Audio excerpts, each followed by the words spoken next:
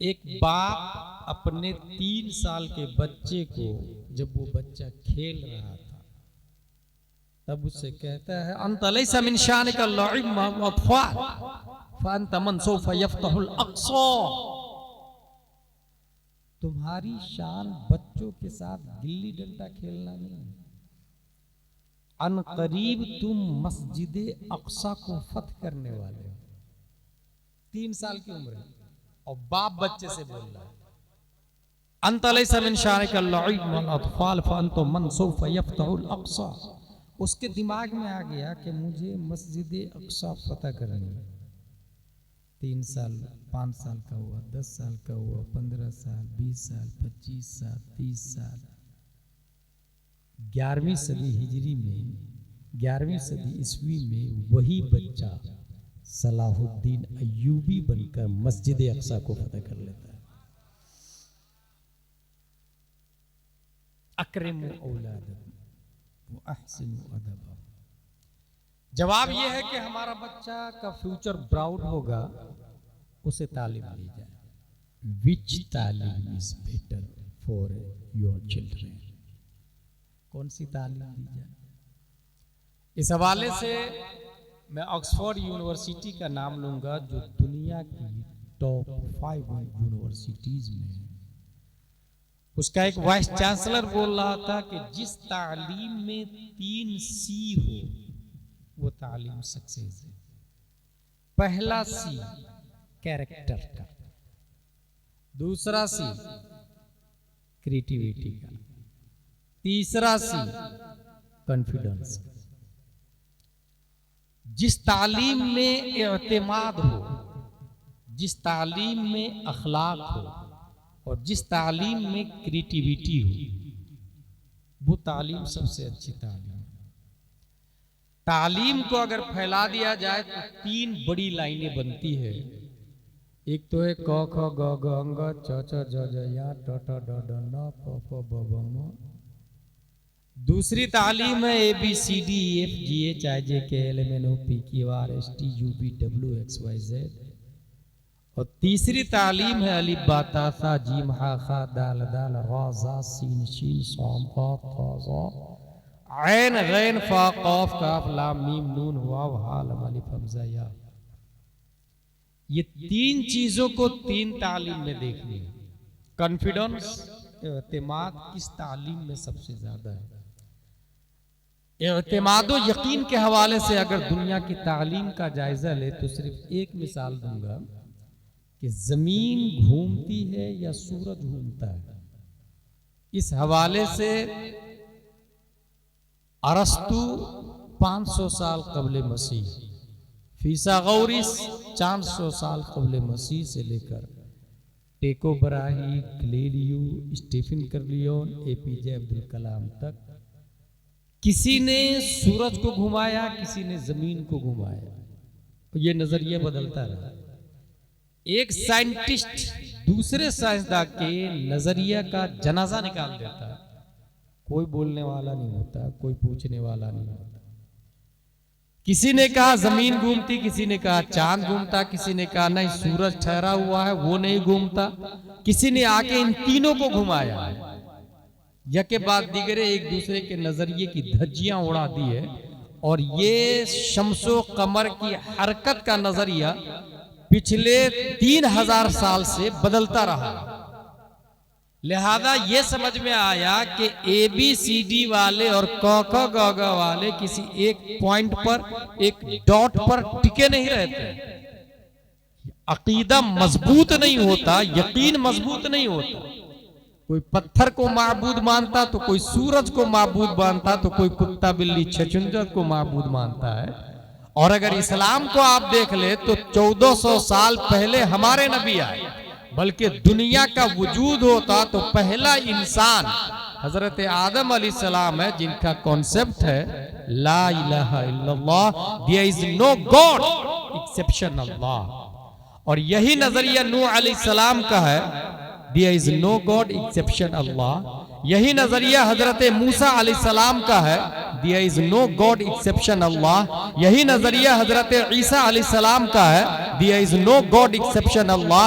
यही नजरिया प्यारे मुस्तफा ने there is no god exception अल्लाह। यही नजरिया हजरत अबू बकर, उमर, उस्मान और अली ने there is no god exception अल्लाह।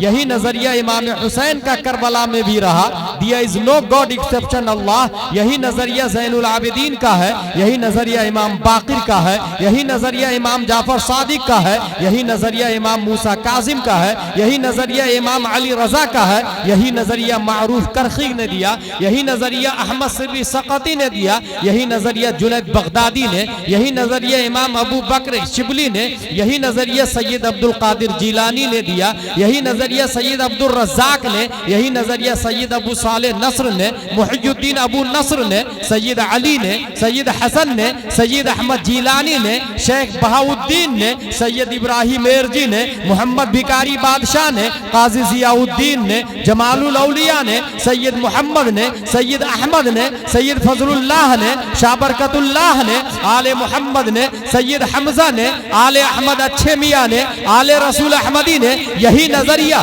ला इलाहा इल्लल्लाह, दिया इज नो गॉड एक्सेप्शन अल्लाह, अबुल हुसैन अहमदी नूरी ने दिया, यही नजरिया इमाम अहमद रजा खान ने दिया, यही नजरिया मुफ्ती आजम मुस्तफा रजा खान ने दिया, यही नजरिया दिया इज नो गॉड एक्सेप्शन अल्लाह ताजुशरिया ने दिया, और ताजुशरिया को यह नजरिया देते हुए हम लोगों ने दिया, और कयामत तक यही नजरिया रहेगा ला इलाहा इल्लल्लाह, दिया इज नो गॉड एक्सेप्शन अल्लाह। बात समझ में आ गई। कॉन्फिडेंस और एतमाद दुनिया की तमाम तर यूनिवर्सिटीज वालों, दकातेरा, professor, lecturer, vice chancellor, collector, barrister, BEd, MBBS, MD, DEd, सब के सब आ जाओ, तराजू के एक पल्ले में दुनिया की तमाम तालीमात को रख दो, एतमाद और यकीन में जो नजरिया इस्लाम का नजर आएगा, कयामत तक किसी और का नजरिया हो ही नहीं सकता।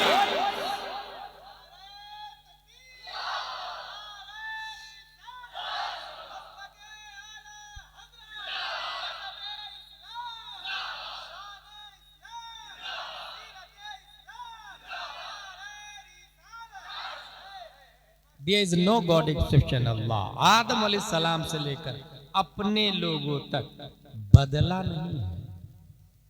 कॉन्फिडेंस, क्रिएटिविटी किसको कहते हैं? मालूमात को तरतीब दे के मजहूलात को हासिल करना, इसको कहते हैं क्रिएटिविटी। जिससे पहले मोबाइल नहीं था, बाद में मोबाइल बना, क्रिएटिविटी। पहले माइक नहीं था, अब माइक बना, क्रिएटिविटी। सैटेलाइट पहले नहीं था, अब सैटेलाइट बना, क्रिएटिविटी। ये हुआ कैसे? एक बच्चा तालाब के किनारे एक पत्थर को तालाब में फेंकता, आवाज आती टब, सुनने में मजा आ गया। साउंड की तरफ माइल होना इंसान की फितरत है, इसलिए कुरान शरीफ में आया वरत्तिलिल कुरान तरतीला, इसलिए हदीस शरीफ में आया वज़य्यिनुल कुरान बिअस्वातिकुम वज़य्यिनुल कुरान बिअस्वातिकुम, अपनी आवाज से कुरान को मुज़य्यन करो। अच्छी आवाज की तरफ माइल होना ये इंसान की फितरत है। उसने बड़ा पत्थर फेंका, फिर आवाज आई, मजा आ गया उसने उठा के लकड़ी फेंका, आवाज तो खास नहीं आई मगर लकड़ी तैरने लगी। He thought I can cultivate, I can do something new। इंसान को सतह आप पे तैराया जा सकता है, इंसान को पानी के ऊपर तैराया जा सकता है। नतीजतन उसने कश्ती बनाई। दुनिया में पहली बार जिसने कश्ती बनाई है वो हमारे बाप दादा हजरत नूह अलैहिस्सलाम के ज़ाते गिरामी। क्रिएटिविटी, मालूमात को तरतीब देके मजहूलात को हासिल करना। दुनिया के अंदर जो आज अमेरिका भी पुलिस का डिपार्टमेंट रखे हुआ है, 208 कंट्री में अदालत है, पुलिस है, जज है, फैसला होता है। ये पुलिस का वजूद मुजरिम को गिरफ्तार करने के लिए, जज का वजूद डिसीजन देने के लिए हक को बातिल के दरमियान, अदालत का वजूद इंसाफ करने के लिए, ये तीनों चीजें आज 208 कंट्री में नजर आ रही है, तो ये हजरत उमर फारूक आजम की देन है। ये नबी नहीं है, नबी के पहले स्टूडेंट भी नहीं, दूसरे दर्जे के स्टूडेंट हैं। जब second student of the profit Mustafa सल्लल्लाहु अलैहि वसल्लम की क्रिएटिविटी का ये आलम है, तो मुस्तफा की क्रिएटिविटी का क्या आलम होगा। पूरी दुनिया में जो आज पुलिस का निजाम है ना, ये लॉन्च ही किया उमर फारूक आजम। अदालत उन्होंने ही लॉन्च किया। पहले डाक खाने का सिस्टम ही नहीं था, ये खत वाला सिस्टम। अभी मोबाइल चला गया ना, मैसेज से अस्सलाम वालेकुम वालेकुम सलाम करते हैं ना, पहले खत लिखा जाता था। मोहल्ले में जो पढ़ा लिखा होता था उसको बुला के लाया जाता था खत पढ़ने के लिए, खत लिखने के लिए। मैं खुद भी उसमें शामिल हूँ। बचपन में मुझे याद है, गाँव की खवातीन मुझे ले जाया करती थी खत लिखने के लिए। ये तकरीबन 25-30 साल पहले की बात बता रहा हूँ। मेरे मोहल्ले में ये होता था कि वो खत लिख दीजिए ज़रा। ये खत का सिस्टम, फौज सरहद पे गई हुई है, किसी का इंतकाल हो गया, पहुंचेगा कैसे। उमर फारूक आजम ने कहा एक काम करो, सब लोग अपने घरों से एक खत को ला करके बाजार में एक बोरी रख ले, टोकरी टाइप का, सब लोग इस टोकरी में जमा करो खत। वो टोकरी को, बोरी में खत को पैक करके टोकरी से निकाल के घुड़सवार को दिया जाता था, बल्कि ऊंट सवार को दिया जाता था। वो ऊंट सवार 50 मील 25 मील दूर तक ले जाके दूसरे ऊंट सवार को देता था। और अगर स्पीड खत हो, स्पीड डाक हो, तो उसके लिए घोड़सवारी का इस्तेमाल किया जाता था, घोड़े का इस्तेमाल किया जाता था। ये दोनों सिस्टम जिसने दिया है उमर फारूक आजम। इंसान बूढ़ा हो जाए, पेंशन या स्कॉलरशिप कई मुल्कों में है बूढ़े लोगों के लिए, ये लॉन्च करने वाला, सिस्टम ही देने वाले हजरत उमर फारूक आजम की जात है। सिर्फ यही नहीं, बल्कि माँ के पेट में बच्चा है और बाप कमा रहा है, खर्च बढ़ गया, कौन देगा। पैदा होने से पहले ही स्कॉलरशिप देने का नजरिया, प्रेग्नेंट लेडी को ये कॉन्सेप्ट किसी ने दिया है, तो हजरत उमर फारूक आजम। क्रिएटिविटी भी होगी। अब अखलाक की बात कर लेते हैं। इस वक्त दुनिया में जितने करप्शन हो रहे हैं, इसमें बाज़ाब्ता मुल्कों के पीएम शामिल हैं। और जिंदा मिसाल आपको ईरान और इजराइल नजर आ रहा है, जिसमें लाखों लोग मारे जा रहे हैं, स्कूल के बच्चे मारे जा रहे हैं, कोई पूछने वाला नहीं। ये पढ़े लिखे लोग पीएम। ये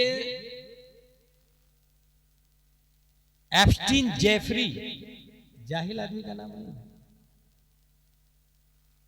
लाखों पेज की फाइलें जिसके खिलाफ है, जिसमें कई मुल्कों के प्राइम मिनिस्टर दाखिल है। ये सब जाहिल लोग नहीं, ये पढ़े लिखे लोग हैं। मगर ये सब के सब क ख ग घ वाले, ये सब के सब ABCD वाले हैं। इस्लाम ये बोलता है, मन कतल नफ्सन फकन्नमा कतल नासा जमीआ। जिसने एक इंसान को कत्ल किया, who killed a man, he is killer of all humanity. एक इंसान का कातिल हुए जमीन की इंसानियत का कातिल है। ये नजरिया किसी ने दिया है तो वो इस्लाम है।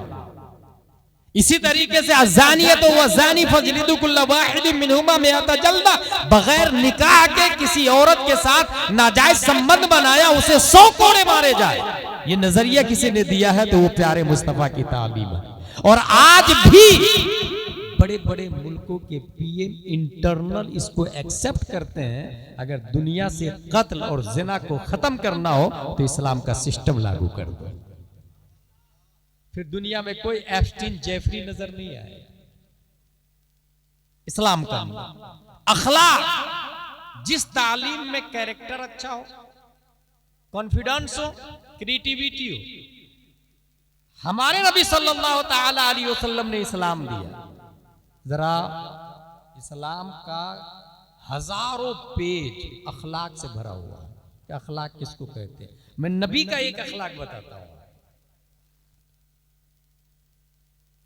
बचपन में आप जब दूध पी रहे हैं तो दूसरा माँ का पिस्तान, अपनी माँ का, रजाई माँ का दूसरा पिस्तान अपने रजाई बहन के लिए छोड़ देते हैं।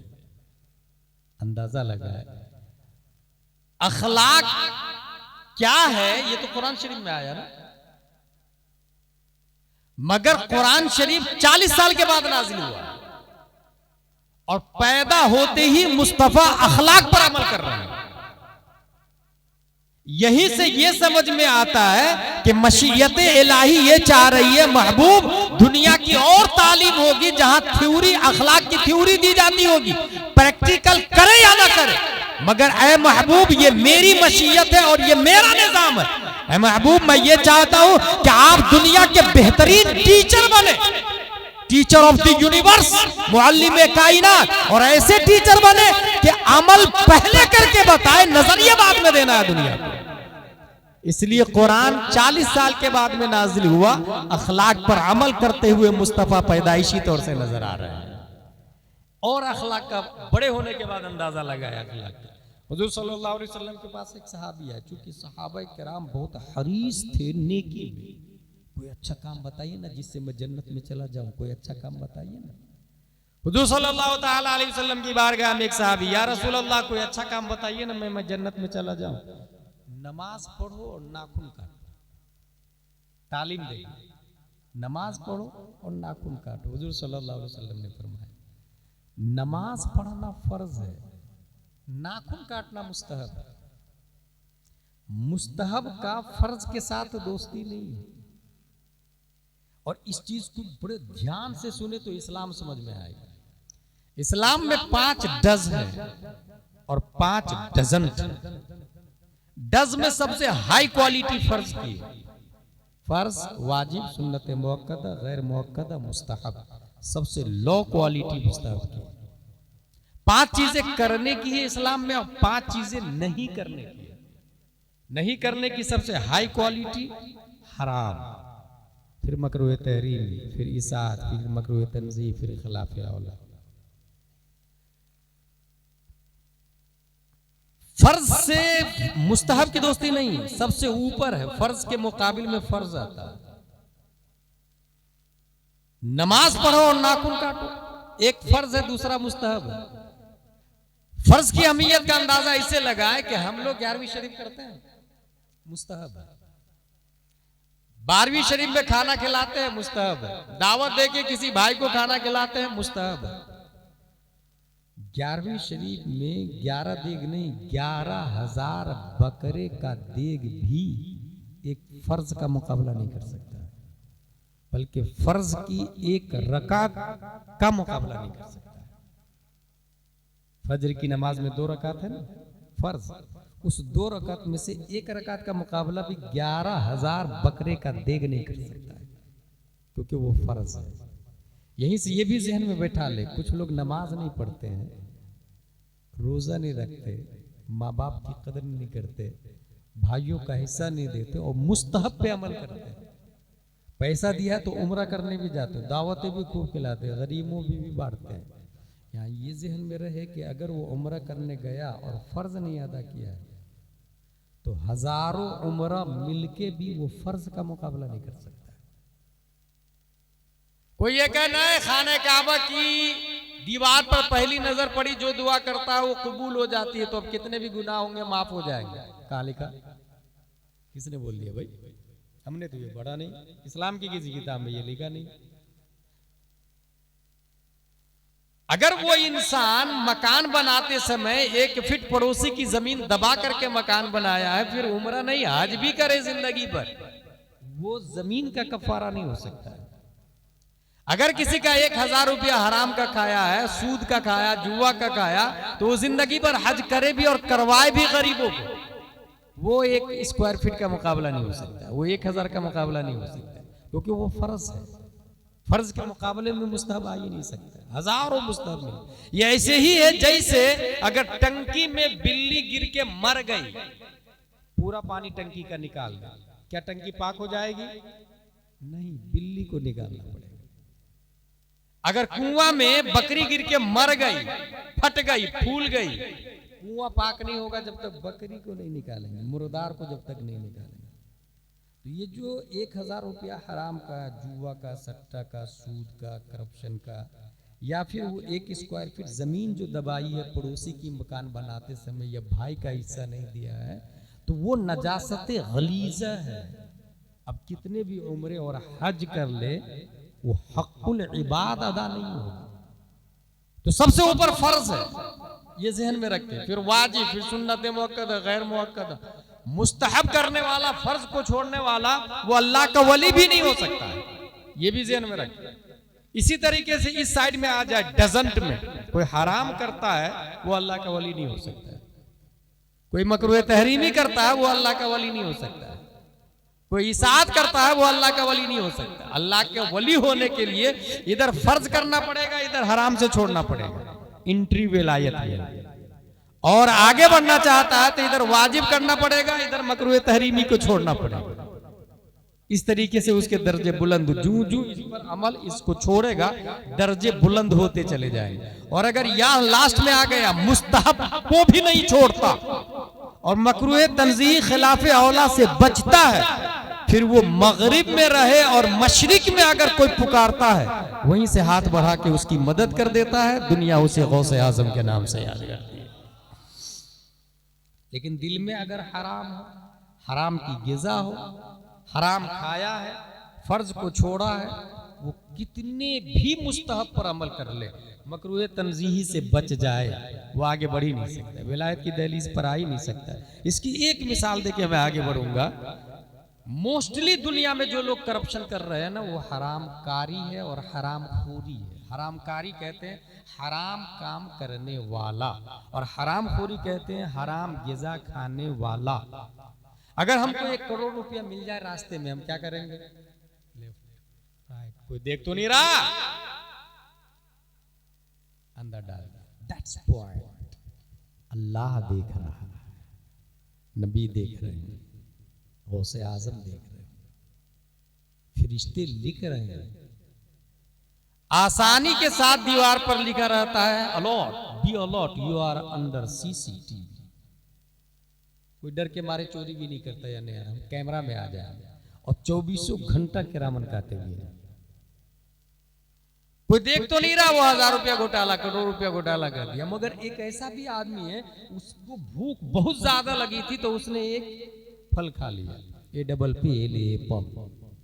खाने के बाद याद आया, आई वाज रॉन्ग, हमने हराम का खा लिया। ये किसका पूछा ही नहीं, किसका है उसको तलाशते हैं, उससे उसको इस हराम को हलाल कर लेते हैं, माफी मांग लेते हैं उससे।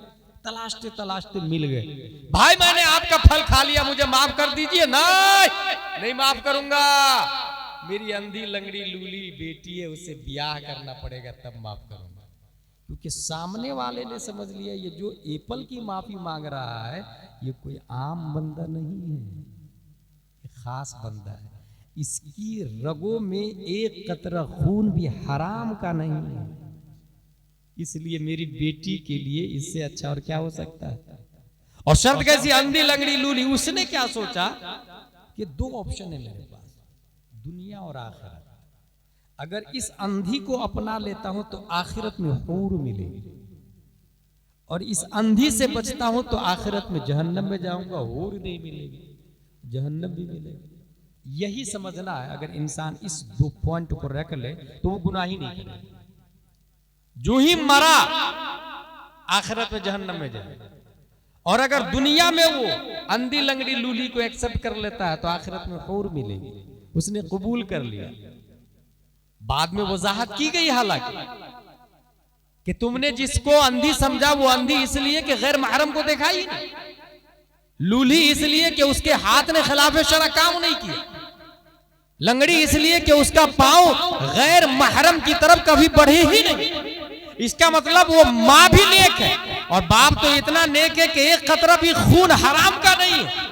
अब जो बच्चा पैदा हुआ 470 हिजरी में, दुनिया उसी बच्चे को शेख अब्दुल कादिर जिलानी के नाम से याद करती है।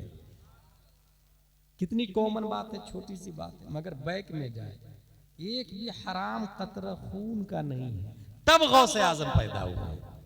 माँ ने गैर महरम को नहीं देखा तब गौसे आजम पैदा हुआ। माँ ने झूठ नहीं बोला, घंटों बैठ के झूठ बोलना, बेपर्दगी, अल्लाहु अकबर, अल्लाह मानोल हाफिज। यहाँ माँ और बहनों के लिए एक और बात कहूँगा, और इसके जिम्मेदार आप लोग हैं। मार्केट में जो भी मुस्लिम खवातीन नजर आती है उसके जिम्मेदार हम हैं, क्योंकि या तो हमारी बेटी, या तो हमारी बहन, या तो हमारी बीवी, या तो हमारी माँ, इसलिए हम जिम्मेदार हैं। सिर्फ इतना ज़हन में रखिए कि जो यहाँ पर कम कपड़े पहनती है, हश्र में हजारों लोगों के सामने वो नंगी होगी, क्योंकि हदीस शरीफ में आया सबसे ज्यादा पर्दे का एहतमाम हश्र में जिस खातून के लिए किया गया है वो खातून जन्नत फातिमा ज़हरा रज़ियल्लाहु ताला अन्हा है। और क्यों किया गया पर्दे का एहतमाम? इसलिए कि जब तक वो दुनिया में रही उनके आंचल को शम्सो कमर ने भी नहीं देखा। आला हज़रत फरमाते जिनका आंचल न देखा महो महर ने उस रिदाए नजाहत पे लाखों सलाम। इसलिए जब दुनिया में पर्दे का एहतमाम किया तो हश्र में अल्लाह ने उनके लिए पर्दे का एहतमाम कर दिया है, अल्लाह ने। अब हश्र में उन्हीं के साथ वो खवातीन जल्दी से कपड़ा पहन के जाएगी जो दुनिया में पर्दे का एहतमाम करती थी। ये एक लॉजिक है, इसको ज़हन में रखिएगा, और इसके जिम्मेदार हम हैं। हम अगर कंट्रोल कर ले तो इजीली कंट्रोल हो जाएगा। ये कंट्रोल बहुत जरूरी है, हमारी जिम्मेदारी है। अखलाक, मैंने क्या कहा, फर्ज सबसे ऊपर, नबी का अखलाक देखिए, मुस्तहब सबसे नीचा है। नबी सहाबी से फरमा रहे हैं कि नमाज पढ़ो और नाखून काटो। ये नाखून काटो नमाज के साथ क्यों? इसलिए कि उस सहाबी के पास बहुत सारी बकरियां थी, उसका दूध दूहते थे। नाखून उनके बड़े थे जिससे बकरी के थन को नाखून चुभता था, और बकरी को तकलीफ देना हराम है, और हराम से बचना फर्ज है। ये फर्ज के मुकाबले में आ गया। अब यहां अखलाके मुस्तफा देखे, जो नबी जानवर को तकलीफ देना नहीं चाहते हैं वो इंसान को क्यों कर तकलीफ देंगे? इससे आला मेयार दुनिया के किसी लीडर का हो सकता है? इसलिए कॉन्फिडेंस, कैरेक्टर और क्रिएटिविटी इस्लाम से बढ़ के किसी तालीम के अंदर है ही नहीं। लिहाजा हमारा बच्चा अगर स्कूल जाता है तो ये देखना होगा कि वो कौन सी स्कूल जा रहा है, वो अलिब्बा तासा वाला में जा रहा है या सिर्फ ट्विंकल ट्विंकल वाले में जा रहा है। अगर अलिब्बा तासा वाली स्कूल ही नहीं है तो फिर हमारी जिम्मेदारी है ऐसी स्कूल खोले जिसमें ABCD हो, साथ में अलिब्बा तासा भी हो, साथ में अरबी के साथ उर्दू भी हो। क्योंकि बच्चा सिर्फ इंग्लिश मीडियम में पढ़ता है तो वो आगे जाके जावेद अख्तर तो बन सकता है, मुफ्ती अख्तर नहीं बन सकता है। अल्लाह के वजूद का इनकार करने वाला जावेद अख्तर मुस्लिम है, मुस्लिम है, जाहिर है, वो कहता है मैं मुस्लिम घर में पैदा हुआ, नाम मुस्लिम रखे हुआ है, हो गया एथिस्ट। क्यों एथिस्ट हुआ? उसने पढ़ाई किया ABCD। उसके माँ बाप ने कभी कंजुल ईमान पढ़ाया ही नहीं, फतावा रज़विया दिखाया ही नहीं, बहार शरीयत किस परिंदा का नाम है उसे पता ही नहीं, अनवार शरीयत किस चीज को कहते हैं उसने समझा ही नहीं। अगर वो समझ जाता कंजुल ईमान, फतावा रज़विया, अनवार शरीयत को, तो यकीन करता ला इलाहा इल्लल्लाह, सिवाय अल्लाह के कोई माबूद नहीं है, लिहाजा अल्लाह है। और अल्लाह है ये ला इलाहा इल्लल्लाह को जितने यकीन के साथ पढ़ेगा उतने ही अल्लाह का एहसास होता नजर आएगा, उसको अल्लाह का एहसास होने लगेगा। अल्लाह है तो दिल में तो आता है, समझ में नहीं आता, मैं समझ गया कि तेरी पहचान यही। लिहाजा तालीम, बच्चों का मुस्तकबिल, मेरा एक चैप्टर है, बच्चों का मुस्तकबिल इंग्लिश मीडियम के साथ साथ उर्दू मीडियम भी होना चाहिए। अगर इंग्लिश मीडियम है, ऐसी स्कूल है जिसमें सिर्फ इंग्लिश है, जिससे मोस्टली क्रिश्चियनों की स्कूल है, आपको हैरत होगी कि आज अच्छी खासी तादाद में लोग क्रिश्चियन हो रहे हैं, और कम से कम जो बच्चे हो रहे हैं वो क्रिश्चियन नहीं भी हो रहे हैं तो क्रिश्चियन को गलत नहीं कह रहे हैं। जानते हैं क्या? क्योंकि वो उनकी पढ़ाई क्रिश्चियन स्कूल से हो रही, कॉन्वेंट से, सेंट पायस से, सेंट जोसेफ से, जहाँ कार्टून बनाए जाते, जहाँ दिखाया जाता, प्रैक्टिकल करवाया जाता कि एक डेड बॉडी है, एक शख्स को बुलाया जाता और कहा जाता कि बोल अल्लाह के नाम से उठ जा, नहीं उठता। मोहम्मद सल्लल्लाहु अलैहि वसल्लम के नाम से उठ जा, नहीं उठता। दूसरे को बुलाया जाता बुद्धा के नाम से उठ जा, नहीं उठता। तीसरे को बुलाया जाता यूसुफ मसीह के नाम से उठ जा, वो उठ जाता। बच्चों के दिमाग में बैठाया जाता है हु इज ईसा अलैहिस्सलाम, और फिर बताया जाता है कि वो हजरत मरियम के बेटे हैं और हजरत मरियम अल्लाह की बीवी है, माज़अल्लाह रब्बिल आलमीन। और इस तरीके से अकीदे को तबाह बर्बाद किया जाता। और आपको पता भी नहीं कि आपका बच्चा बर्थडे नहीं मनाता है, क्या आपका बच्चा क्रिसमस डे नहीं मनाता है, सोचिए जरा। तो इसलिए बच्चों के मुस्तकबिल के बारे में अगर सोचना हो तो जिसको अल्लाह ने दौलत दी है वो अपनी स्कूल बनाए, अपनी स्कूल बिजनेस करे पैसे की नीयत से, अच्छी स्कूल बनाए, महंगी स्कूल बनाए, महंगे टीचर रखे, अपना सिलेबस रहेगा। अपने सिलेबस में जहां सीबीएसई पैटर्न हो वहां साथ में एक सब्जेक्ट दीनियात का भी रहेगा। 5 साल में क़िरात हफ्ज़ का कोर्स, 10 साल में हिफ्ज़ का कोर्स, 15 साल में आलमियत फर्ज़ुलूम का कोर्स, इस तरीके से सिलेबस बनाया जाएगा। अब क्या होगा? अब ये होगा कि हमारा बच्चा इंग्लिश मीडियम जब पढ़ेगा तो पढ़ते पढ़ते जब वो डॉक्टर बनेगा तो जाकिर नायक नहीं बनेगा, डॉक्टर अमीन मियाँ बनेगा, डॉक्टर सज्जाद आलम मिसबाही बनेगा, डॉक्टर अशरफ मियाँ बनेगा। वो दीनी डॉक्टर भी साथ में रहेगा, अकीदा मुतज़लज़ल नहीं होगा। इसलिए स्कूल अपनी होनी चाहिए। उसी स्कूल से बच्चों का सिलेबस अलग, बच्चियों की स्कूल अलग होगी। जो बच्चियों की स्कूल होगी उसमें हम यूनिफॉर्म स्कर्ट नहीं रखें, फिट पाजामा नहीं रखें। बच्चियों के लिए यूनिफॉर्म में हम नकाब रखेंगे, नकाब। अब जब हमारी बच्चियां 5 साल की है और नकाब पहनेगी तो जब वो 55 साल की होगी तब भी वो बेनकाब नहीं होगी, क्योंकि फितरत में बैठ जाएगी नकाब से दोस्ती, मोहब्बत, उल्फत। ये कब होगा? जब हमारी स्कूल होगी। अगर अल्लाह ने दौलत दी है तो फर्ज है कि अपनी स्कूल काम करे और बच्चों के मुस्तकबिल को संभाले। हुजूर सल्लल्लाहु अलैहि वसल्लम फरमाते हैं अद्दिबू औलादकुम अला सलाति खिसाल, बच्चों को 3 सिफत बताएं, 3 बातें खास तौर से बताएं। नंबर 1 हुब्बे नबिय्यकुम, अपने नबी से मोहब्बत करना सिखाएं, अपने नबी से मोहब्बत करना। क्योंकि मैंने कहा ना, बचपन में जब उसे बताएंगे हुजूर सल्लल्लाहु ताला अलैहि वसल्लम की मोहब्बत जुज़्वे ईमान है तो बड़ा होके कभी वो गुमराह नहीं होगा, कभी वो गुस्ताख नहीं होगा, कभी वो वहाबी नहीं होगा, कभी वो देवबंदी सुले कुल्ली और राफजी नहीं होगा। बचपन ही से हुब्बे नबी को अपने नबी की मोहब्बत बताए। और अपने नबी की मोहब्बत कितनी होनी चाहिए इसकी एक मिसाल देता हूं। सबसे अफजल इबादत अगर कोई है तो हम सब जानते हैं वो क्या है? नमाज शरीफ। सबसे अफजल इबादत नियत की नवैतु अनुसल्ली लिल्लाहि तआला रकअतै सलातिल फज्र फरदुल्लाहि तआला इक़्तदीतु बिहदल इमाम मुतवज्जिहन इला जिहतिल काबतिश शरीफ अल्लाहु अकबर। जो ही अल्लाहु अकबर कहा आपने, इसको कहते हैं तकबीर तहरीमा। क्यों? इसलिए कि ये तकबीर हराम कर देती है खाने को, पीने को, उठने को, बैठने को, चलने को, घूमने फिरने को, गैर अफ़आल नमाज को हराम कर देती है ये तकबीर। इसलिए इसको तकबीर तहरीमा कहा जाता है। और ये हराम जो कर दिया तकबीर ने, हलाल कब होता है? अस्सलामु अलैकुम व रहमतुल्लाह, जो ही कहा अस्सलाम, यह है तकबीर तहलीला। तहरीमा की जिद तहलीला।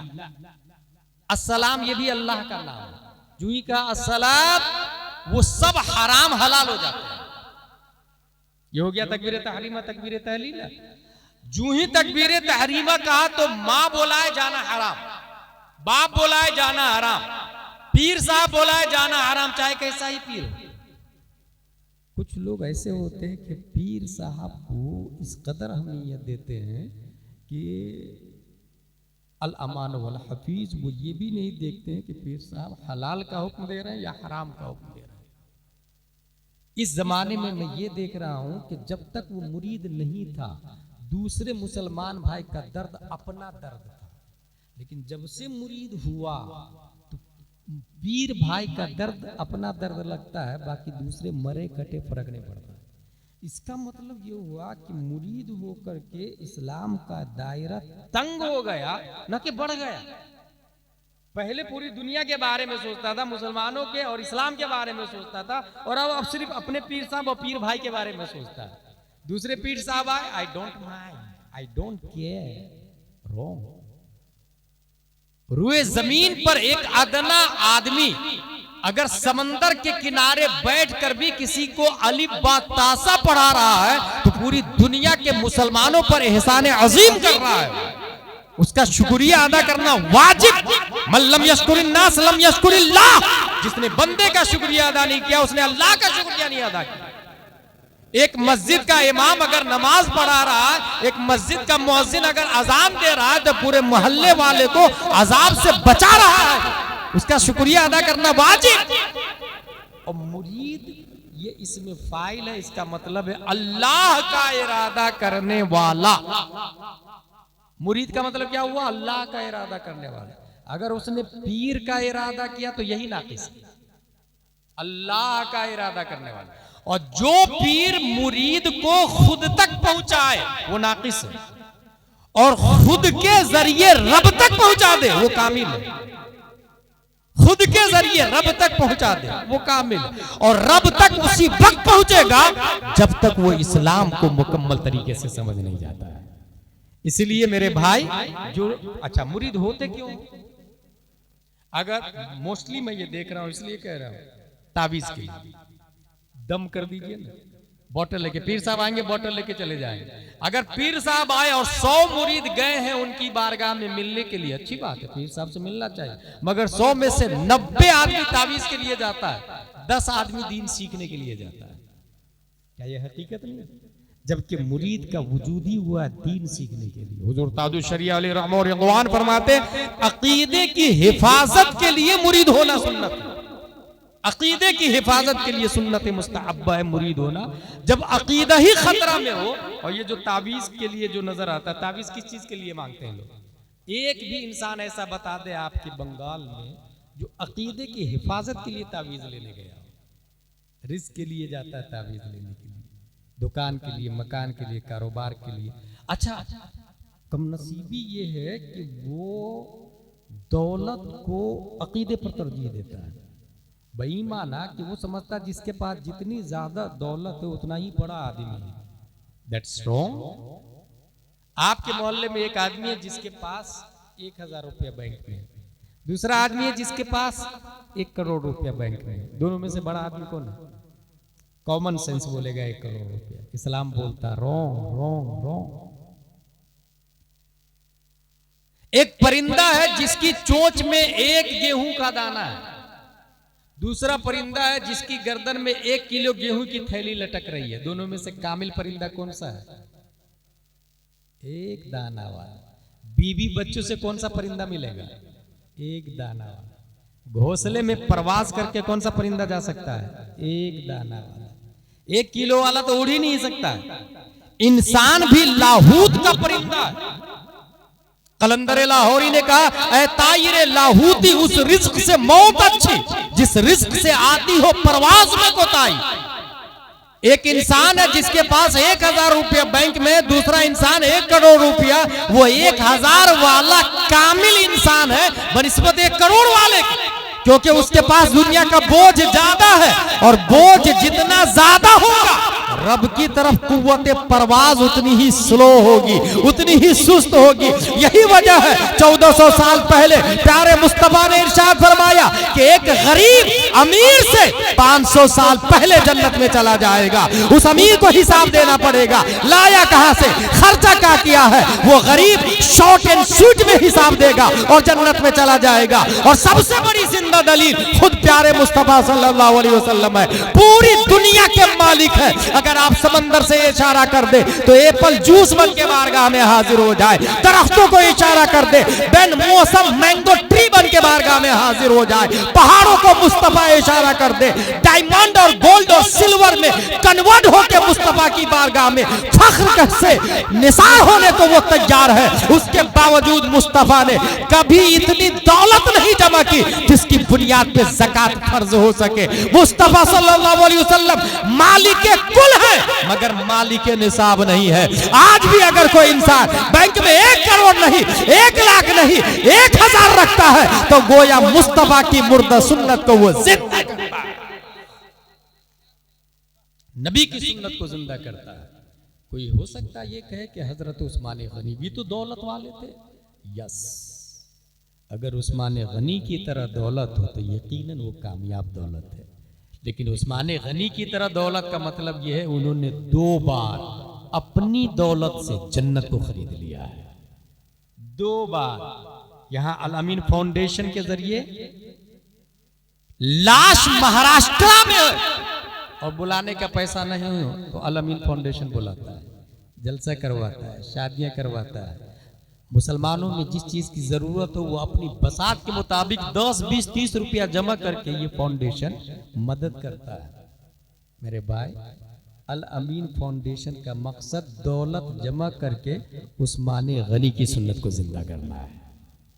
इसलिए मैं ये कहूँगा अगर आपको अल्लाह ने दौलत दी है रिफाए आम का काम करें, और अगर आपको नहीं समझ में आता है तो जो कर रहा है उसको सपोर्ट करें, और अगर इतना भी नहीं कर सकते हैं तो जुबान बंद रखें, मुखालफत नहीं करें।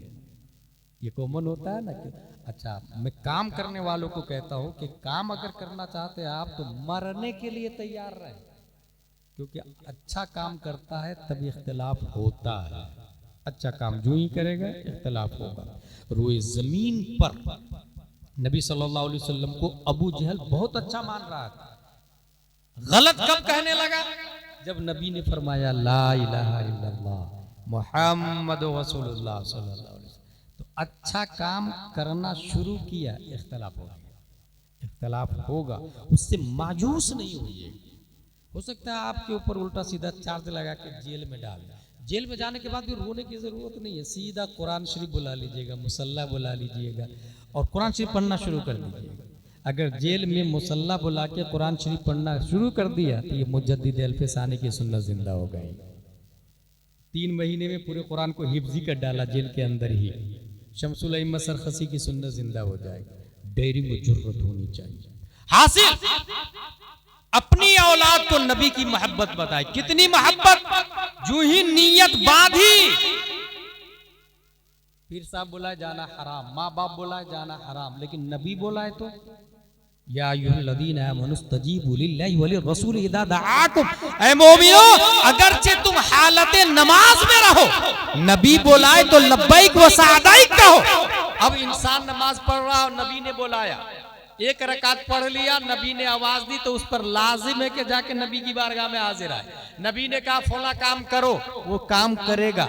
उस काम में 5 मिनट, 10 मिनट, 15 मिनट, 20 मिनत लगे, वो जो 1 रकात छोड़ के आया था वो है या खत्म हो गई, वो है या फासिद हो गई या बातिल हो गई। इस सिलसिले में विकाया, हिदाया, दुरार, शर, कंस, दकाइक, फतावा रज़विया, हिंदिया, तुरास, मुतून, शुरू, फतावा की किताबें इस बात पर दल्लालो शहादो गम्मास है कि वो 1 रकात जो छोड़ कर आया है वो 1 रकात खड़ी इंतजार कर रही है। मेरा मुसल्ली आके मुझे पूरा करेगा, मेरा मुतम्मिम आके मुझे पूरा करेगा, मेरा मुकम्मिल आके मुझे पूरा करेगा। सवाल ये है, नबी के काम में 20 मिनट लग गए, वो रकात बातिल क्यों नहीं हुई? तो जवाब ये है, नबी का काम करना नमाज पढ़ने की तरह है, लिहाजा नबी का काम वो अल्लाह का काम है, इसलिए वो जाएगा 1 रकात और पढ़ेगा, दोनों रकात हो जाएगी। बल्कि मैं ये कहता हूं, जिस नमाज में नबी ने बुला लिया उस नमाज से बेहतर कोई नमाज नहीं।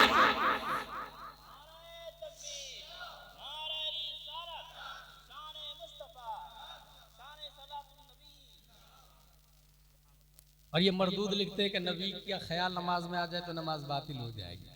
और हकीकत यह है कि जिस नमाज में नबी का ख्याल आ जाए, जिस नमाज में नबी बुला ले, उस नमाज से बेहतर कौन सी नमाज हो सकती है? ये अपने बच्चे को हुब्बे नबी को तालीम दे, अपने बच्चे को बल्कि मैं ये कहता हूं कि आला हज़रत ने एक रिसाला लिखा, बाप पर बेटे का हक। उसमें तकरीबन 30 से ज्यादा हुकूक बताए गए। और शुरू कहां से किया आला हज़रत ने? शादी करने से पहले ही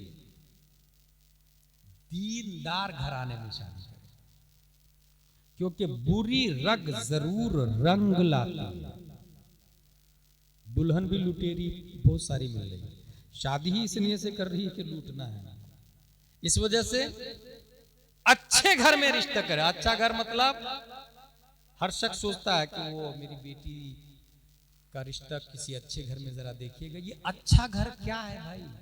अच्छा घर किसको कहते हैं? रुए जमीन पर सबसे अच्छा घर अल्लाह का घर है, जिसे मस्जिद कहा जाता है। मैं ये दर्स दे रहा हूं आपको कि अच्छे घर में रिश्ता तलाशना, इस जुमले पर अमल करना है तो मस्जिद में जाकर रिश्ता तलाशना।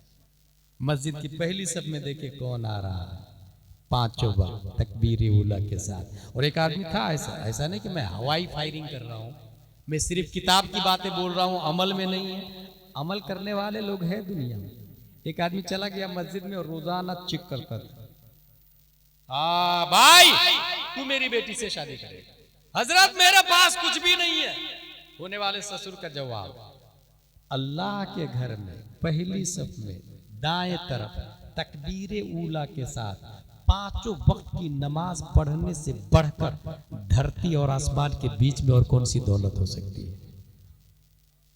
अच्छा घर में रिश्ता यहां से होता है। उसके बाद में जब बच्चा माँ के पेट में हो, वहां पर माँ को चाहिए, मैंने शायद किसी तकरीर में बताया था कि why are you so smart. ये सबसे ज्यादा दुनिया में अगर दिमाग को इस्तेमाल कर रहा है तो वो यहूदी है। इस जंग के बाद सीधा इजराइल सुपर पावर बनने वाला है, सबसे ज्यादा दिमाग को इस्तेमाल करता है। स्टीफन कर्लियोन साइंटिस्ट गया कि ये सबसे ज्यादा जीनियस क्यों होते हैं भाई? यहूदी सबसे ज्यादा जीनियस क्यों होते हैं? Why are you so smart and intelligent? इतने ज्यादा माइंडेड क्यों हैं? उसने देखा the pregnant mother would always try to solve mathematical problem together with the husband. I would ask, in this for your child is still in the womb? She would answer yes, yes, yes, to train the child is still in the womb. जिस माँ के पेट में बच्चा है वो माँ pano बजा रही है, खजूर खा रही है, sing a song every time, always she is singing, गुनगुना रही है। उसके हाथ में एक नोटबुक है जिसमें मैथ का 10 को 7 से इंटू करेंगे तो कितना बनेगा, ये सब हिसाब जोड़ रही है। स्टीफन कर्लियोन ने पूछा, is this for your child still in the womb? ये तुम्हारे बच्चे के लिए क्या? She would answer yes. बच्चे माँ के पेट में और माँ हिसाब जोड़ रही, बच्चे को ट्रेन कर रही। Is this possible? क्या ये हो सकता है? आप लोग का दिमाग कहेगा नहीं यार ये कैसे हो सकता है। भला मैं आपको एक बहुत बड़ी मिसाल दूं, जब बच्चा पैदा हो जाता है माँ को सर्दी होती है तो बच्चे को सर्दी हो जाती है, तो देखा होगा ना आपने। पैदा होने के बाद इतना हाई कनेक्शन है, पैदा होने से पहले कितना पावरफुल कनेक्शन है। इसलिए ये हकीकत है कि माँ जो करती है बच्चा ऑब्जर्व करता है। अब ऐसे मौके से मैं अपनी माँ और बहनों को यह कहना चाहता हूं कि अगर आप आटा में पानी डाल के आटा गूंद रहे हैं तो मोबाइल तो है ही आपके पास। शौहर लाख पाबंदी लगाए, औरत मोबाइल छोड़ने वाली तो है नहीं। जब नहीं छोड़ने वाली है तो उस मोबाइल को सुन्नी बनाए, उस मोबाइल को कलमा पढ़ा, उस मोबाइल को मुसलमान बनाए। जो जिसके जरिए गुमराह हो रहा है उसी को सुन्नी बनाने की कोशिश करे। अब माँ और बहनों से कहे कि आटा गूंदने से पहले अपने मोबाइल के यूट्यूब में जाके कहे सूरह यासीन माँ तर्जमा कंजुल ईमान, सीधा यूट्यूब पे चलना शुरू हो जाएगा। यासीन वल कुरानिल हकीम, कुरान हकीम की कसम। कंजुल ईमान का तर्जमा भी चलेगा, कुरान भी चलेगा। अब माँ आटा गूंद रही है और कानों के रास्ते कुरान भी जा रहा और कंजुल ईमान भी जा रहा है। बच्चा माँ के पेट में ऑब्जर्व करता है और यही बच्चा जब पैदा होता है तो 18 पारे का हाफिज कुरान बन के पैदा होता है। समझ में आया? पैदा होने से पहले ही ट्रेन करें। अद्दिबु औलादकुम। अब माँ चावल बना रही, चावल से कंकर को चुन रही है, यूट्यूब पे लगा दे कलाम आला हजरत उवैस रजा कादरी। अब कलाम चलेगा इधर, वो आटा चुन रही है, आटा चावल से पत्थर को चुन रही है और कलाम चल रहा है। लम याते नजीरो कफी नजरी मिथले तू नशुद पैदा जाना, जगराज के ताज तोरे सरसो है तुझको शहे दूसरा जाना। अलबहरो आला वल मौजो तगा मन बेकस्तूफा हो शुरुबा, मझधार में हूँ बिगड़ी है हवा मोरी नैया पार लगा जाना। अब जो बच्चा पैदा होगा आशिक मुस्तफा बन के पैदा होगा। पैदा होने के बाद उसके सामने ये भी नोट कर ले, अगर बच्चा माँ के पेट में और बाप ने आके अपनी बीवी को गाली दी, बाप माँ को गाली दी, वही गाली बच्चा सबसे पहले बड़ा होने के बाद देता है। इसको नोट कर ले। जिस अंदाज से वो चिल्लाता है बाप माँ पर या घर पर, उसी अंदाज से बच्चा भी चिल्लाता है। जब चलना सेम हो सकता है तो बोलना सेम क्यों नहीं हो सकता भाई? जब पीछे से देख के आप कह सकते हैं कि ये फला का बेटा है, तो आवाज और अंदाज क्यों नहीं मैच खाता है? इसलिए मेरे भाई, बच्चा जब माँ के पेट में हो तो डांटना भी नहीं चाहिए, स्मोकिंग नहीं करना चाहिए, डीएनए इफेक्टेड हो जाता है। उसके सामने गुटखा पाउच खा के नहीं जाना चाहिए, बच्चा स्मेल लेता है। माँ के पेट से ट्रेन करना शुरू करना। पैदा होने के बाद जहां तक हो सके दीन बातें करें, अगर गलती हो भी जाए तो ऑब्जर्व करें, बर्दाश्त करें, ताकि बच्चे का डीएनए इफेक्टेड न होने पाए, ताकि बच्चा पुजुमुर्दा न होने पाए। आपने सुना टीपू सुल्तान का नाम सुना है? वो इतने अच्छे इसलिए थे कि उनकी माँ बगैर वुजू के कभी दूध ही नहीं पिलाया उनको। अद्दिबु औलादकुम फलासा खिसाल हुब्बे नबिय्यकुम व हुब्बे अहले बैत, अहले बैत की मोहब्बत बताए।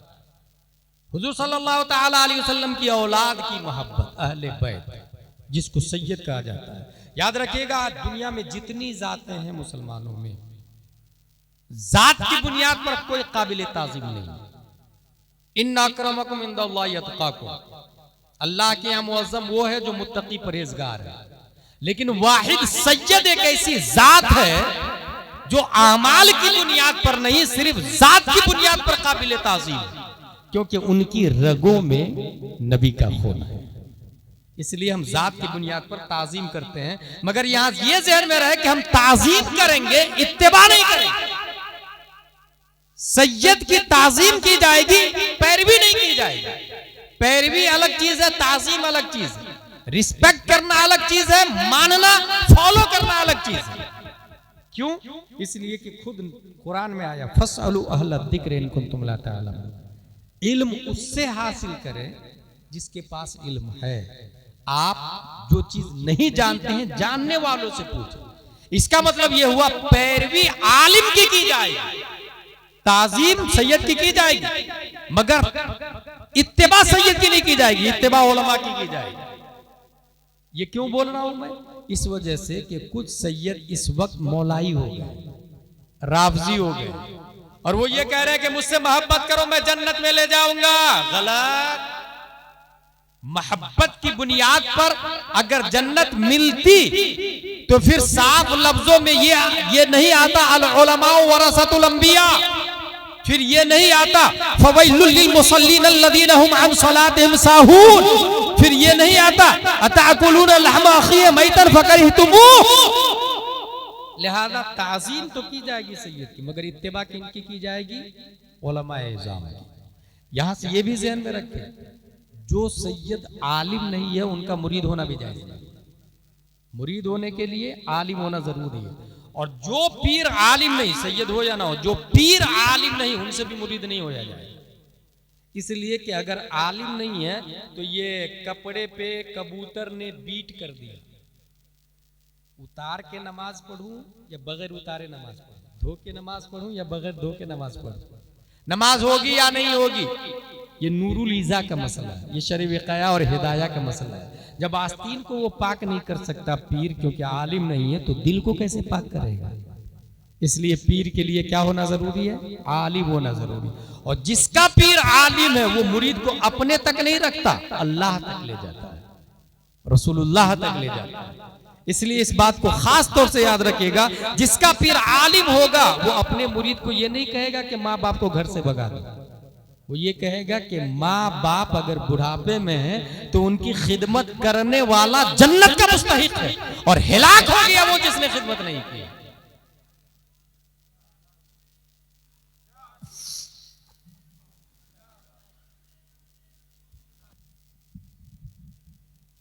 अल्लाह का लाख लाख शुक्र और एहसान है कि हमारे दरमियान खून मुस्तफ़ा सल्लल्लाहु अलैहि वसल्लम भी मौजूद है। और मैंने कहा ना, सिर्फ खून की बुनियाद पर काबिल ताज़ीम, क्योंकि आज भी उनकी रगों में हुज़ूर सल्लल्लाहु ताला अलैहि वसल्लम का खून है। अद्दिबू औलादकुम अला सलाति खिसाल, हदीस शरीफ के अंदर आया, हुब्बे नबीयकुम, नबी की मोहब्बत बताएंगे, हुब्बे अहले बैती, नबी की औलाद की मोहब्बत बताएंगे। लफ्ज देखिएगा, अहले बैती, ठीक है। अहले बैत का लफ्ज कितना पॉपुलर है। इस लफ्ज की डिक्शनरी मीनिंग है घर वाला। अच्छा, ये लफ्ज कुरान शरीफ में भी है, इन्नमा युरीदुल्लाहु लियुज़हिबा अन्कुमुर रिज्सा अहलल बैत, कुरान शरीफ के अंदर आया। और गौर कीजिएगा, अहलल बैत। अच्छा, बैत का लफ्ज भी कुरान शरीफ में आया मुतलकन, अंतहिरा बैतिया लित्ताइफीन वल आकिफीन वरुक्काइ सुजूद। इब्राहिम इस्माइल आप दोनों मिलके बैतिया, मेरे घर को पाक करें। अल्लाह ताला फरमा रहा बैतिया, बैत मुजाफ या मुतकल्लिम मुजाफ इलैह, मेरा घर। सवाल, a question arises in our mind in this palace, अल्लाह घर में रहने से पाक है। एक्चुअली अल्लाह का कोई घर ही नहीं, वो ताज़ीमे बैत के लिए, हमारे लिए तशरीफन व ताज़ीमन, ताकि हम काबा की अजमत को समझ जाए, इसलिए अल्लाह ने बैत की इजाफत अपनी तरफ कर ली। मेरे घर को पाक कर, लफ्ज क्या आया? बैतिया। ए अल्लाह, तू तो घर में रहने से पाक है, फिर तेरा घर कैसे? दूसरी जगह अहलल बैत, इन्नमा युरीदुल्लाहु लियुज़हिबा अन्कुमुर रिज्सा अहलल बैत। अब बात समझ में आई, काबा को अल्लाह ने जो अपना घर कहा, ऐसे ही जैसे वो मा रमैता इज़ रमैता वलाकिन्नल्लाह रमा। ऐ महबूब, जब आपने फेंका, आपने नहीं फेंका, मैंने फेंका। काबा नबी का घर है, नबी के घर को अल्लाह ने अपना घर कहा, और अहले बैत घर वाले। तो अल्हम्दुलिल्लाह सिर्फ जात की बुनियाद पर काबिल ताज़ीम है, जात की बुनियाद पर, लेकिन काबिल इत्तिबा उलमा है। इत्तिबा उलमा की जाएगी। यही वजह है, एक भारी दलील देके जा रहा हूं ताकि कोई डुप्लीकेट सैयद आपको गुमराह नहीं कर सके। पूरी दुनिया का सुन्नी मुसलमान सैयद इंक्लूड, या तो वो हनफी होंगे, या तो वो शाफई होंगे, या तो वो मालिकी होंगे, या तो वो हम्बली होंगे। दुनिया का हर सैयद, जिस तरह अपने लोग हैं, ऐसे ही सैयद ज़ादे भी या तो वो हनफी है, या मालिकी है, या शाफई है, या हम्बली है, ठीक है।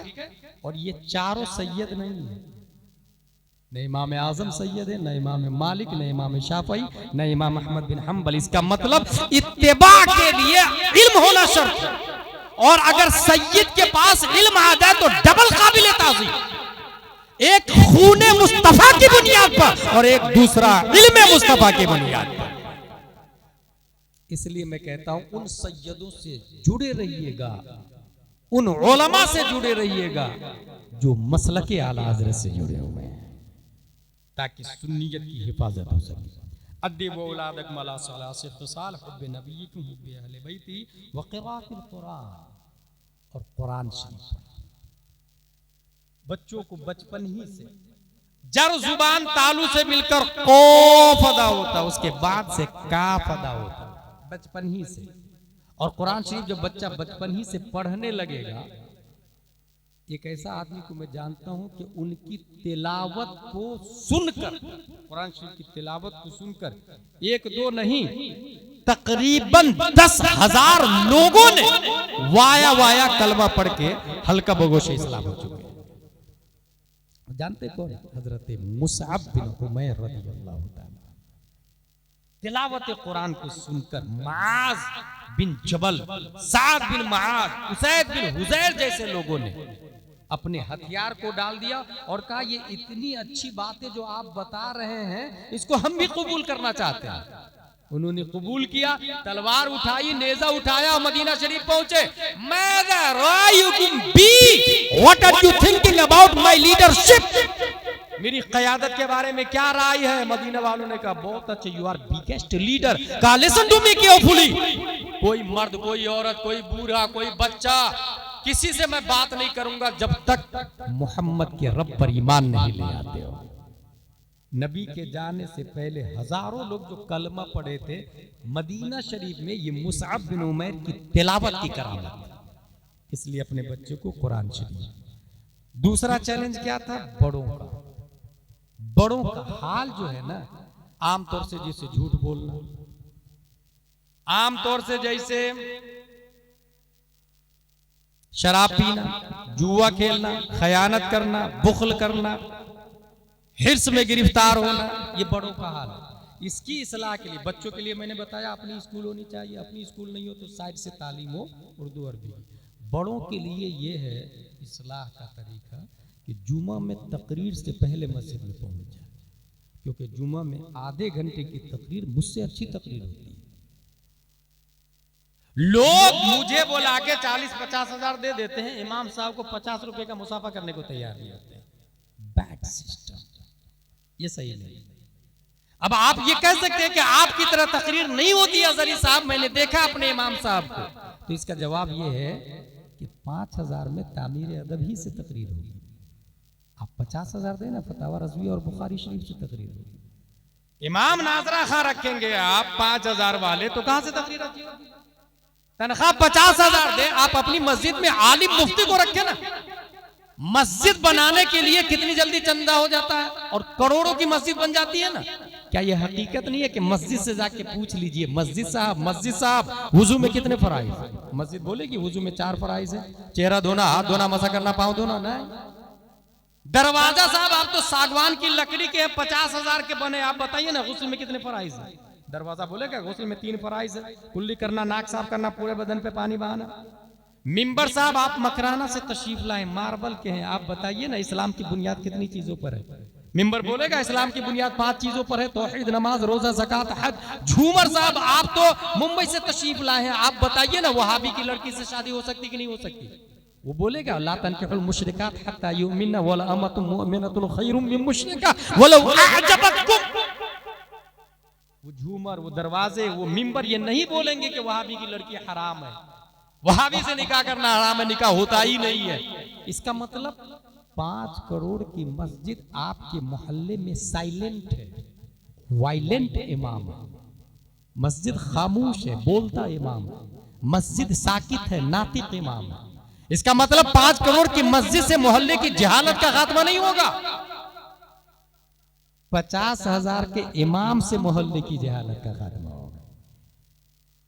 अगर मस्जिद 5 करोड़ की हो और इमाम नाजरा का हो, एक आदमी भी आलिम नहीं बन सकता। एक आदमी दावे के साथ लिख करके दे रहा हूं, मस्जिद 5 करोड़ की हो, इमाम नाजरा का हो, वो इमाम एक भी आदमी को, मोहल्ले के एक आदमी को भी आलिम नहीं बना सकता। और अगर मस्जिद खजूर की शाख तना पत्तियों से बनी हुई और इमाम इमामुल अंबिया हो, तो मुक्तदी अबू बकर, उमर, उस्मान और अली पैदा होते हैं। बहुत सारे लोगों पे भूत सवार है, मेरी तरफ से सरिया, मेरी तरफ से सीमेंट, पूरा मार्बल मेरी तरफ से, मिंबर मेहराब का खर्चा मेरी तरफ से। कहाँ लिखा भाई इसमें सवाब का काम? कहाँ लिखा? किसने बोला सवाब का काम है मस्जिद बनाना? जहां लिखा है मस्जिद बनाना सवाब का काम है, वहीं ये लिखा है कुल हल यस्तविल लदीना यअलमून वल्लदीना ला यअलमून, वहीं ये लिखा है वल्लदीना उतुल इल्म दरजात, वहीं ये लिखा है फसलू अहल ज़िक्र इन कुंतुम ला तअलमून, वहीं ये लिखा है अल उलमा वरसतुल अंबिया, वहीं ये लिखा है तलबुल इल्म फरीदा अला कुल्ली मुस्लिम, वहीं ये लिखा है उतलुबुल इल्म मिनल महद इलल लहद। ये बुनियाद है, इसको समझना होगा। इसलिए मैं तवज्जो दिलवाता हूँ आप लोगों की इस बात की तरफ कि मस्जिद के बाजू में फैमिली क्वार्टर होना। इमाम की तनख्वाह 40-50 हजार, बड़े मुफ्ती साहब लाए, 2 इमाम साहब लाए, और मस्जिद के बाजू में फैमिली क्वार्टर, 1-2 नहीं, एक बेडरूम, हॉल अलग, किचन अलग, और इसकी जिंदा दलील मस्जिद नबवी के सहन में नबी के कमरे बने हुए थे, 1-2 नहीं, 9 कमरे नबी के बने हुए थे, इमामुल अंबिया के कमरे। इसी से समझ में आता है इनकलाब लाना है तो उलमा पे तवज्जो दे। उलमा रहेंगे मस्जिद रहेगी, उलमा नहीं रहेंगे मस्जिद रह के भी सजदा नहीं होगा। यकीन न हो तो स्पेन को जाके देख लीजिएगा। हासिल तो ये बड़ों के लिए खास पॉइंट है। जुम्मा में तकरीर से पहले पहुंचे, तकरीर सुने, उस पर अमल करें। हर जुम्मा मेहनत के साथ इमाम तकरीर करते हैं। एजुकेटेड की सोच। एक तीसरा बहुत बड़ा चैलेंज हमारे सामने है कि पढ़ा लिखा तबका सीधा बोल रहा है कि ये बात लॉजिकल है कि नहीं, दिमाग में आ रही है तो ठीक, नहीं तो रिजेक्ट कर देते।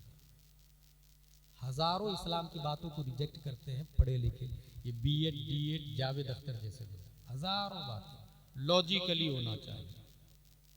ये एजुकेटेड की सोच है। ऐसा नहीं कि मुस्लिम में कोई डॉक्टर इंजीनियर नहीं है, मुस्लिम में भी अच्छे पढ़े लिखे लोग हैं, मगर जो बीएड डीएड और डॉक्टर है, इंग्लिश नोइंग है, they can not understand what से अल्लाह इन सूरह फातिहा, व्हाट से अल्लाह इन सूरह राअद, व्हाट से अल्लाह इन सूरह माइदा, व्हाट से अल्लाह इन सूरह तलाक, व्हाट से अल्लाह इन सूरह तहरीम। और जो लोग बड़े बड़े मुफ्ती है, ऐसे ऐसे मुफ्ती है जो हजारों जज को बैठा दे, उसके हर सवाल का जवाब देते नजर आएंगे, ऐसे मुफ्ती भी है इस्लाम में। But they cannot understand English language. They cannot operate computer. They cannot understand what say Newton, Einstein, Kepler, Zarqali, Arastu. इसलिए मैं कह रहा हूँ कि अपने बच्चों को दीनी व दुनियावी दोनों तालीम दे। और पढ़े लिखे लोगों के लिए इमाम साहब पर लाजिम है कि वीकली एक ऐसा कोचिंग सेंटर हो जहां स्टूडेंट को आम छूट दे दी जाए, जो सवाल चाहो करो। कॉलेज का बच्चा याद रखिएगा, आपको मार के बताइएगा नहीं इस्लाम को कबूल कर, तो वो नहीं मानेगा। उसको लॉजिकली बोले कि चलो बता तुम्हारी अक्ल क्या कहती है। जो अक्ल सलीम कहेगी वही इस्लाम कहता नजर आएगा उसको। ये वहां तक रसाई होनी चाहिए। अगर ये मिजाज आपने बनाया तो ये 3 चैलेंजेस फॉर मुस्लिम्स जो हमारे दरमियान है, इंशाअल्लाह अज़ीम हम इसको कवर कर सकते हैं। तमाम चीज़ों से पहले जो एक बुखारी शरीफ की हदीस है जिसको मैं कोड करके लाया, वो ये है, हुजूर सल्लल्लाहु तआला अलैहि वसल्लम ने फरमाया, इन्नल्लाह ला यंज़िउल इल्म बअदा अन आताकुमुहु इंतिज़ाअ वलाकिन यंज़िउ मिनहु मअ क़ब्ज़िल उलमा बिइल्मिहिम फयब्क़ा नासुन जुहानुन युस्तफ्तौना फयुफ्तूना बिरायिहिम फयुज़िल्लून व यज़िल्लून। ये बुखारी शरीफ की हदीस है कि क़यामत से पहले उलमा उठा लिए जाए। यहीं से ये भी समझ में आता है जिस मोहल्ले में आलिम नहीं है, क़यामत की इब्तिदा हो गई, क़यामत की इब्तिदा हो गई। आलिम नहीं, क़यामत की इब्तिदा, क्योंकि क़यामत से पहले उलमा उठा लिए जाएंगे। फिर क्या होगा, उलमा नहीं रहेंगे तो जो गांव का रईस है, मुखिया है, लीडर है, उसको लोग मुफ्ती बना देंगे, उससे जाके मसला पूछेंगे। अच्छा, वो भी चुप नहीं रहेगा, मसले का जवाब भी देगा, राइटिंग में मांगो तो लिख करके भी दे देगा। मैं गया था फजर की नमाज पढ़ने, जो ही मैंने रुकू में अल्लाहु अकबर कहा तो इमाम ने सजदे से सर उठा लिया। मुखिया साहब मेरी नमाज हुई कि नहीं हुई? मुखिया बोलेगा तुम जब गए थे रुकू में तो इमाम रुकू में था? बोले हाँ इमाम रुकू में था। मेरे ख्याल से तुम्हारी नमाज हो गई। ये जो बोला ना मेरे ख्याल से, यही तबाह करता है इस्लाम को, क्योंकि इस्लाम ख्याल से नहीं चलता, कुरान से चलता है। नमाज ख्याल से नहीं होती, कुरान से होती है। इसलिए जिसने बोला मेरे ख्याल से, गया, इस्लाम का तो कुछ नहीं होगा, उसका चला गया। इसलिए ये क़यामत की निशानी है। अब अगर आपसे कोई मसला पूछे, सीधा बोल दे मुफ्ती साहब के बारगाह में जाओ, इमाम साहब के बारगाह में जाओ। इमाम साहब पर लाजिम है कि वो तलाश करके बताए। अगर उनको नहीं आता तो अपने से बड़े उलमा से कनेक्टेड रहे। फतवा रज़विया में आला हज़रत रज़ियल्लाहु ताला अन्हु ने लिखा है, उलमा को, अइम्मा को चाहिए उलमा से जुड़े रहे, उलमा को चाहिए मुसन्निफीन से जुड़े रहे, मुसन्निफीन को चाहिए मुजतहिदीन से जुड़े रहे, और मुजतहिदीन रसूलुल्लाह से जुड़े हुए हैं, और रसूलुल्लाह अल्लाह के साथ। इस तरीके से हम इनके सदके में ऊपर चले जाएंगे। रब्बे कदीर हम सबको कुरान शरीफ, हदीस शरीफ, फिक्ह शरीफ, मसलके आला हजरत शरीफ पढ़ने, समझने, अमल करने की तौफीक अता फरमाए। वमा अलैना इल्लल बलाग। अस्सलामु अलैकुम।